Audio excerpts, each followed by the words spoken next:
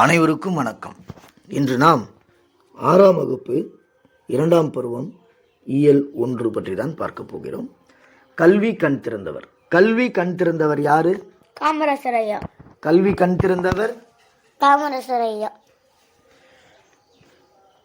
தொடக்க காலத்தில் ஆசிரியரின் வீட்டிலேயே தங்கி மாணவர்கள் கல்வி கற்ற நிலைமை இருந்துச்சு.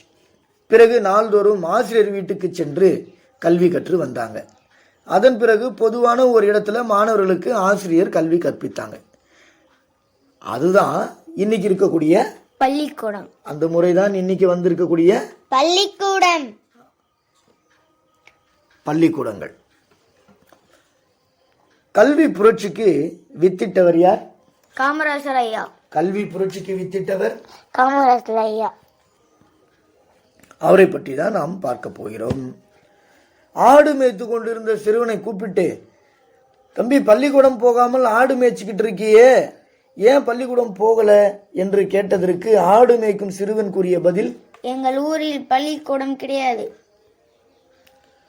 ஊர்தோறும் பள்ளிக்கூடங்களை திறக்க வேண்டும் என்று முடிவுக்கு வந்தவர் காமராசர் ஐயா. படிப்பறிவு இருந்தால்தான் நாடு முன்னேற்றம் அடையும் என்று கூறியவர் காமராசர் ஐயா. எனவேதான் நாடு முழுக்க எத்தனை ஆயிரம் பள்ளிகளை திறக்க முடிவு செய்திருக்கிறோம் என்று கூறினார். 50,000 பள்ளிகளை திறக்க முடிவு செய்தவர் தான் நமது பெருந்தலைவர் காமராசர் ஐயா. 1 மைல் தூரத்துல ஆரம்ப பள்ளி, 3 மைல் தூரத்தில் நடுநிலை பள்ளி, 5 மைல் தூரத்துல உயர்நிலை பள்ளி ஆகியவை இருக்க வேண்டும் என்று திட்டம் தீட்டியவர் யார்? காமராசர் ஐயா. 1 மைல் தூரத்தில் ஆரம்ப பள்ளி, 3 மைல் தூரத்தில் நடுநிலை பள்ளி, 5 மைல் தூரத்தில் உயர்நிலை பள்ளி இருக்க திட்டம் தீட்டியவர் காமராசர் ஐயா. காமராசர் ஐயா. படிக்க வரும் மாணவர்களுக்கு ஒருவேளை உணவாவது வழங்க வேண்டும் என்று முடிவு செய்தவர் யார்? காமராசர் ஐயா.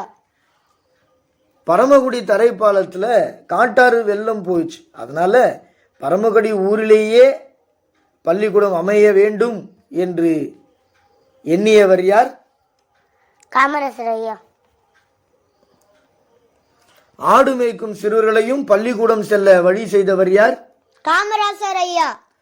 குழந்தைகள் பள்ளி செல்வதற்காக நீண்ட தூரம் நடக்கக்கூடாது என்று எண்ணியவர் யார்? காமராசர் ஐயா. பள்ளிக்கு படிக்க வரும் மாணவர்களுக்கு ஒருவேளை உணவாவது வழங்க வேண்டும் என்று நினைத்தவர் யார்? காமராசர் ஐயா. கல்வித்துறை விதிகளை மாணவர்களின் நலனுக்காக மாற்றி அவர்கள் வாழும் இடங்களிலேயே பள்ளிக்கூடங்களை திறக்க செய்த சிந்தனையாளர் யார்? காமராசர் ஐயா. காமராசரின் சிறப்பு பெயர்கள் என்னென்ன? பெருந்தலைவர், படிக்காத மேதை, கர்ம வீரர், கருப்பு காந்தி, ஏழை பங்காளர், தலைவர்களை உருவாக்குவர். மீண்டும் ஒரு முறை. பெருந்தலைவர், படிக்காத மேதை, கர்ம வீரர், கருப்பு காந்தி, ஏழை பங்காளர், தலைவர்களை உருவாக்குபவர். காமராசரின் கல்வி பணிகளை பற்றி பார்ப்போம். காமராசர் ஐயா முதலமைச்சராக பதவியேற்ற நேரத்தில் ஏறக்குறைய எத்தனை ஆயிரம் தொடக்க பள்ளிகள் மூடப்பட்டிருந்தன? 6000 தொடக்க பள்ளிகள். 6000 தொடக்க பள்ளிகளையும் உடனடியாக திறக்க ஆணையிட்டவர் யார்? காமராசர் ஐயா. மாநிலம் முழுவதும் அனைவருக்கும் இலவச கட்டாய கல்விக்கான சட்டத்தை இயற்றி தீவிரமாக நடைமுறைப்படுத்தியவர் யார்? காமராசர் ஐயா. மாணவர்கள் பசியின்றி படிக்க மதிய உணவு திட்டத்தை கொண்டு வந்தவர் யார்? காமராசர் ஐயா. பள்ளிகளில் ஏற்றத்தாழ்வின்றி குழந்தைகள் கல்வி கற்க சீருடை திட்டத்தை அறிமுகம் செய்தவர் யார்? காமராசர் ஐயா. பள்ளிகளின் வசதிகளை பெருக்க பள்ளி சீரமைப்பு மாநாடுகள் நடத்தியவர் யார்? காமராசர் ஐயா. மாணவர்கள் உயர்கல்வி பெற பொறியியல் கல்லூரிகள், மருத்துவ கல்லூரிகள், கால்நடை மருத்துவ கல்லூரிகள், ஆசிரியர் பயிற்சி நிறுவனங்கள் ஆகியவற்றை புதிதாக தொடங்கி வைத்தவர் யார்? காமராசர் ஐயா. காமராசர் ஐயா எதெல்லாம் தொடங்கி வச்சாரு? கால்நடை மருத்துவ கல்லூரிகள், பொறியியல் கல்லூரிகள், மருத்துவ கல்லூரிகள், ஆசிரியர் பயிற்சி நிறுவனங்கள். தமிழ்நாட்டில் பல கிளை நூலகங்களை தொடங்கியவர் யார்? காமராசர் ஐயா. இந்த மாதிரி கல்வி புரட்சிக்கு வித்திட்டவர் யார்? காமராசர் ஐயா. காமராஜர் ஐயாவுக்கு செய்யப்பட்ட சிறப்புகள் பார்ப்போம். மதுரை பல்கலைக்கழகத்திற்கு என்ன பெயர் சூட்டப்பட்டிருக்கு? மதுரை காமராசர் பல்கலைக்கழகம். நடுவண் அரசு காமராசர் ஐயாவுக்கு எந்த ஆண்டு பாரத ரத்னா விருது வழங்கினாங்க? 1976. 1976ஆம் ஆண்டு பாரத ரத்னா விருது யாருக்கு வழங்கப்பட்டது? காமராசர் ஐயா. காமராசர் வாழ்ந்த சென்னை இல்லம் மற்றும் டேஷ் இல்லம் ஆகியன அரசுடைமை ஆக்கப்பட்டு நினைவு இல்லங்களாக மாற்றப்பட்டன. காமராசர் வாழ்ந்த சென்னை இல்லம் மற்றும் விருதுநகர் இல்லம் ஆகியன அரசுடைமை ஆக்கப்பட்டு நினைவு இல்லங்களாக மாற்றப்பட்டன. சென்னை மெரினா கடற்கரையில் யாருக்கு சிலை நிறுவப்பட்டிருக்கிறது? காமராசர் ஐயா. ஆமா, அறிஞர் அண்ணாவுக்கும் அங்க இருக்கு சிலை. காமராசர் ஐயாவுக்கும் சென்னை மெரினா கடற்கரையில் சிலை நிறுவப்பட்டுள்ளது. சென்னையில் உள்ள உள்நாட்டு விமான நிலையத்திற்கு யாருடைய பெயர் சூட்டப்பட்டுள்ளது? காமராசர் ஐயா. உள்நாட்டு விமான நிலையத்திற்கு காமராசர் ஐயா பெயர், வெளிநாட்டு விமான நிலையத்திற்கு அறிஞர் அண்ணா அவர்கள் பெயர் சூட்டப்பட்டுள்ளது. கன்னியாகுமரியில் காமராசருக்கு மணிமண்டபம் எந்த ஆண்டு அமைக்கப்பட்டது? 2/10/2000. ஆண்டுதோறும் காமராசர் பிறந்த நாளை எந்த தினத்தன்று நாம் எந்த நாளாக கொண்டாடி வருகிறோம்? ஜூலை 15ஆம் நாள் கல்வி வளர்ச்சி நாளாக கொண்டாடப்படுகிறது.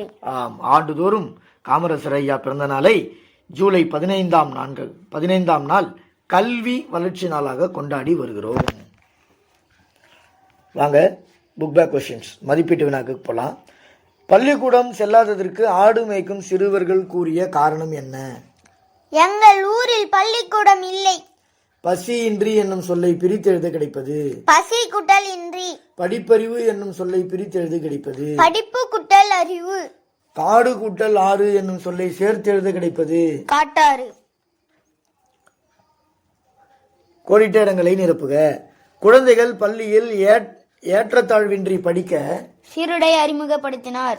காமராசரை கல்வி கண் திறந்தவர் என மனதார பாராட்டியவர் தந்தை பெரியார். அடுத்த பாடம் நூலகம் நோக்கி. கற்றது கைமண் அளவு கல்லாதது உலகளவு. கற்றது கைமண் அளவு கல்லாதது உலகளவு. உலக அறிவை நாம் பெறுவதற்கு பாடநூல்கள் மட்டும் போதாது, பல்வேறு துறை சார்ந்த நூல்களையும் தேடி படிக்கணும். அதற்கு துணை புரிபவனதா நூல்கள். நூலகங்கள். அதற்கு துணை புரிபவனதா நூலகங்கள். நூலகங்கள். நூலகங்கள் பல்வேறு வகையில் இருக்கு. என்னென்ன வகைகள் இருக்கு? மாவட்ட நூலகம், கிளை நூலகம், ஊர்ப்புற நூலகம், பகுதி நேர நூலகம், தனியார் நூலகம். ஆமா, நூலகங்கள் மாவட்ட நூலகம், கிளை நூலகம், ஊர்ப்புற நூலகம், பகுதி நேர நூலகம், தனியார் நூலகம் என பல வகைப்படும். ஆசியாவிலேயே இரண்டாவது பெரிய நூலகம் எங்கு உள்ளது? தமிழ்நாடு. தமிழ்நாட்டில் உள்ளது. ஆசியாவிலேயே மிகப்பெரிய நூலகம் எங்கு உள்ளது? தமிழ்நாட்டில் உள்ளது. அந்த தமிழ்நாட்டில் உள்ள நூலகத்திற்கு பெயர் அண்ணா நூற்றாண்டு நூலகம். அண்ணா நூற்றாண்டு நூலகம். ஆசிய கண்டத்திலேயே இரண்டாவது பெரிய நூலகம் அண்ணா நூற்றாண்டு நூலகம். தரைதளத்தோடு எத்தனை அடுக்குகளை கொண்டது அண்ணா நூற்றாண்டு நூலகம்? 8 அடுக்குகளை கொண்டது. அண்ணா நூற்றாண்டு நூலகத்தின் பரப்பளவு மட்டும் எத்தனை ஏக்கர்? 8 ஏக்கர். ஆசிய கண்டத்திலேயே மிகப்பெரிய நூலகம் எங்கு உள்ளது? சீனாவில் உள்ளது. சீனாவில் உள்ளது. வாங்க, இந்திய நூலகவியலின் தந்தை யாருன்னு தெரியுங்களா? சி ரா அரங்கநாதன் அவர்கள். முனைவர் ரா அரங்கநாதன் நூலக விதிகளை உருவாக்கியவர். அவர்தான் நூலக விதிகளை உருவாக்கினார். அதனாலதான் இந்திய நூலகவியலின் தந்தை என்று அழைக்கப்படுகிறார் ரா அரங்கநாதன். இந்திய நூலகத்தின் தந்தை ஆங்கிலத்தில் father of Indian library science. Father of Indian library science யாரு? டாக்டர் ரா அரங்கநாதன். டாக்டர் ரா அரங்கநாதன் அவர்கள். தரைதளத்துக்கு போவோம் வாங்க. தரைதளத்தில் பார்வைத்திறன் குறைபாடு உடையவர்களுக்கான பிரிவு இருக்கு. அங்க பார்வைத்திறன் குறைபாடு உள்ளவங்க தொட்டு பார்த்து படிப்பதற்கான பிரெய்லி நூல்கள் இருக்கு. கேட்டு அறிய ஒளி வடிவ நூல்கள் குறுந்தகடுகள் வடிவில் உள்ளன. இங்கு பிரெய்லி எழுத்தில் நூல்களை உருவாக்கும் கருவியும் உள்ளது, படி எடுக்கும் வசதியும் உண்டு. நகரும் படிக்கட்டு ஆங்கிலத்தில் என்னங்க சொல்றோம்? எஸ்கலேட்டர். முதல் தளம் குழந்தைகளுக்காக சிறப்பாக உருவாக்கப்பட்ட பகுதி. குழந்தைகளுக்காக சிறப்பாக உருவாக்கப்பட்ட பகுதி எது? முதல் தளம். இந்த முதல் தளத்துல 20,000க்கும் மேற்பட்ட பல்லுடுக குறுந்தகடுகள் குழந்தைகளுக்காக சேகரித்து வைக்கப்பட்டு இருக்கு. பிற நாடுகளில் இருந்து திரட்டப்பட்ட 50,000க்கும் மேற்பட்ட நூல்கள் இங்கு இருக்கு. 7ஆம் தளம் பார்ப்போம். அரசு கீழ்திசை சுவடி நூலகம் 7வது தளத்துல தான் இருக்கு. அரசு கீழ்திசை சுவடி நூலகம் எந்த தளத்தில் உள்ளது? 7ஆம் தளம். பழமையான ஓலைச்சுவடிகள் சேகரித்து பாதுகாத்து வைக்கப்பட்டுள்ள தளம் 7ஆம் தளம்.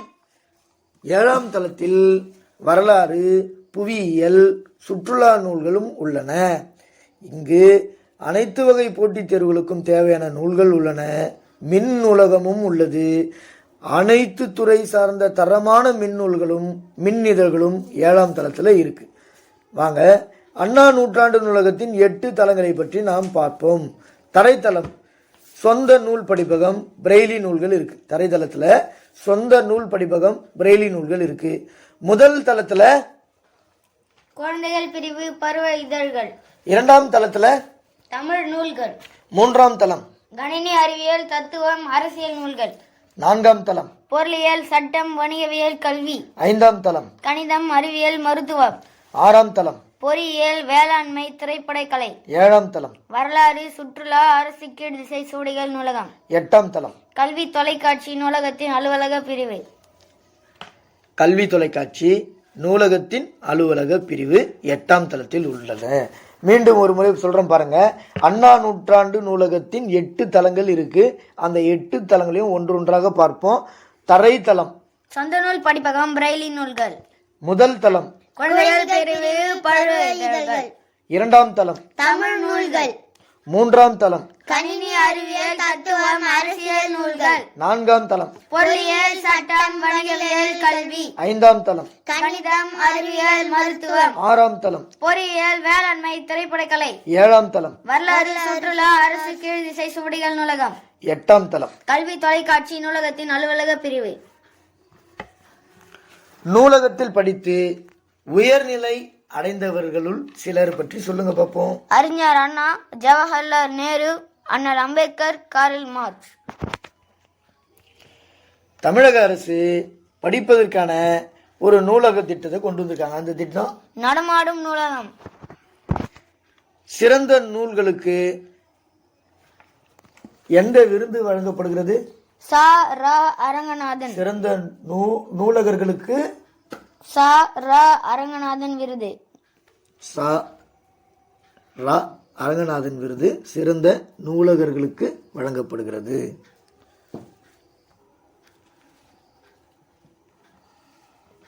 அடுத்தது இலக்கணம் இருக்கு. அதை மற்றொரு காணொளியில் நாம் பார்க்கலாம். இலக்கணம் இணை எழுத்துக்கள். அடுத்த காணொளியில் நாம் அதை பற்றி காண்போம்.